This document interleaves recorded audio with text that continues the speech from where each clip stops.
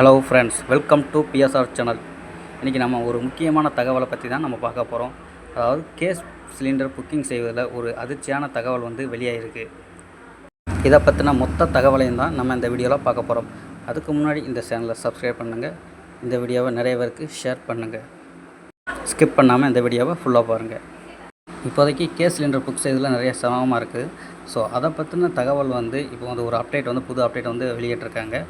அது என்னென்னு பார்த்தீங்கன்னா, இந்திய பெட்ரோல் துறை அமைச்சர் ஹர்தீப் சிங் புரி அதை பற்றின ஒரு அப்டேட் வெளியிட்டிருக்காரு. அது என்ன அப்டேட்னு பார்த்தீங்கன்னா, 25 day minimum booking has been introduced. அதாவது அடுத்த ஒரு சிலிண்டர் புக் பண்ணிவிட்டு 25 நாளைக்கு அப்புறம் தான் அடுத்த சிலிண்டர் புக் பண்ண முடியும் அப்படின்னு சொல்லுங்கள். அதாவது சிட்டி சைடு. இதுவே பார்த்திங்கன்னா ரூரல் சைடு, அதாவது கிராம சைடு பார்த்திங்கன்னா 45 நாளைக்கு ஒரு தடவை தான் நம்ம சிலிண்டர் புக் பண்ண முடியும் அப்படின்னு அப்டேட் பண்ணியிருக்காங்க. அப்போது சிட்டி சைடு உள்ளவங்களோட கிராம சைடு உள்ளவங்க சிலிண்டர் கொஞ்சம் பாதுகாப்பாக வச்சுக்கோங்க. இந்த செய்தி பார்த்திங்கன்னா கிராமத்து மக்களுக்கு ரொம்ப அதிர்ச்சியை உண்மையாகவே உருவாக்கியிருக்கு.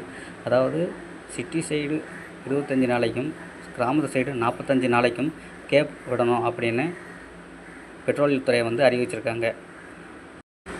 கிராமப்புற மக்கள் இனி 45 நாட்களுக்கு ஒரு முறை மட்டுமே, கிராமப்பகுதியில் இனிமேல் 45 நாளுக்கு ஒரு முறை மட்டுமே வீட்டு உபயோக கேஸ் புக் செய்ய முடியும். 25 நாளுக்கு ஒரு முறை கேஸ் புக் செய்ய முடியும் என இருந்த நிலையில் கிராமங்களில் 45 நாட்களாக அதிகரிப்பு. இது பெட்ரோல் துறை துணை செயலாளர் சுஜாதா சர்மா தகவல் வெளியிட்டுள்ளார்.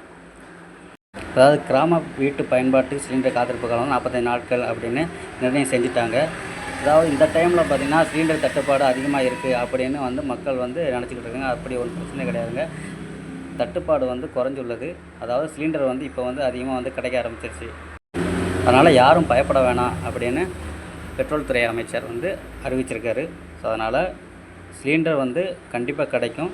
யாரும் அவசரப்பட்டு வேகமாக போய் வாங்கணும் அப்படின்னு யாரும் பயப்பட வேணாம். கிராமப்புற மக்களுக்கு தான் இது கொஞ்சம் மிகப்பெரிய அதிர்ச்சியாக இருக்கும். ஸோ இந்த வீடியோ உங்களுக்கு யூஸ்ஃபுல்லாக இருக்கும்னு நினைக்கிறேன். ஸோ இந்த வீடியோவை நிறைய பேருக்கு ஷேர் பண்ணுங்கள். இதை தொடர்ந்து நிறைய வீடியோஸ் நம்ம சேனலில் வெளிவரும். ஸோ நம்ம சேனலை சப்ஸ்கிரைப் பண்ணிடுங்க. கிராமப்புற மக்கள் சிலிண்டரை பார்த்து யூஸ் பண்ணுங்கள். நன்றி.